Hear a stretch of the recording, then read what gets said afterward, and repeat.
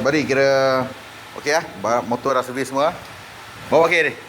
Okey lah. Ni GM kita bawa try. Tak ada masalah. Ni 32,000 km. Lepas ni nak buat 1,000 tak? Nak pergi?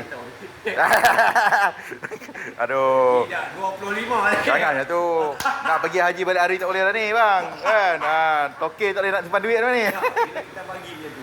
Ha. Kita seorang buat benda tu. Jadi dia punya power minyak tu memang baik lah. Yalah. Kalau 25,000 kita boleh pakai. Berani pakai sampai 25 mana minyak tu takat 18. Main-main lah. 18 kacang lah. Geli-geli lah.